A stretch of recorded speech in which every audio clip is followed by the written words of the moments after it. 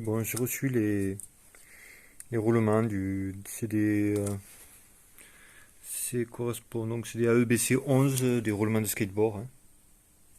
C'est ce qui est le meilleur rapport qualité-prix. C'est increvable, quoi, des trucs comme ça. Voilà. Et puis, voilà, c'est pas cher.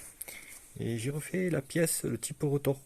Alors, le seul truc, c'est que ici, j'ai laissé un coin ajouré pour passer l'axe que vous voyez ici, comme ça, et les deux roulements. C'est un diamètre 8, mais c'est du 8 rectifié pile poil. Et ça aussi. Donc forcément, ben, l'ajustement il est pas bon. Donc bon, ça, je suis une feignasse, donc je verrai si jamais je lui ferai faire un plongeon dans le congélateur.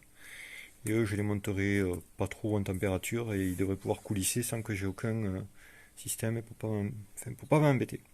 Le truc, c'est que ça, c'est pas mal. Donc là, la tige repose au fond, hein, ça marche nickel. Je vais vous montrer. Euh, Normalement, voilà. Voilà. Ok, donc vous allez voir des encoches, mais c'est normal, je l'ai utilisé pour réaliser, pour être à 8 pile poil, pour être un jeu, pour être un montage nickel. Ici viendront les deux roulements, mais en haut, ça c'est un peu casse-pied. Voilà. Alors là, elle est mono-étage, donc je vais faire un truc pour empêcher que ben, l'axe puisse remonter, dans l'axe Z dans ce sens, là, Z+.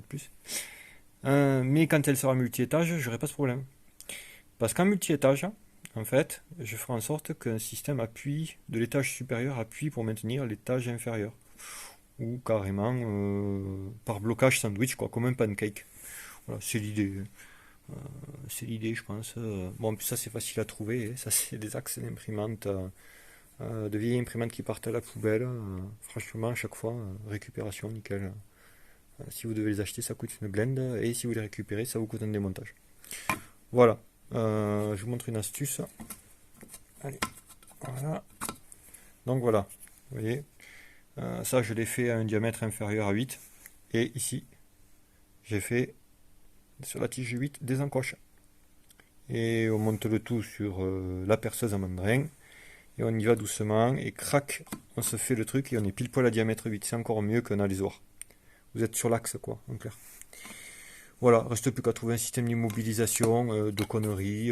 C'est imprimé à 20%, c'est du PETG. Déjà, je peux vous dire, ça va pas se barrer, quoi. C'est vraiment excessivement résistant pour ce qui est censé donner une simple pompe péristatique. Voilà. Bon, après, il y aura quelques ajustements, hein. Mais bon, dans l'ensemble, voilà, j'ai la solution. Il n'y a que ça là où je ne l'ai pas encore. Je pense que je vais prévoir pour ce test, pour la simple mono-étage, un truc qui se met par-dessus, tout simplement.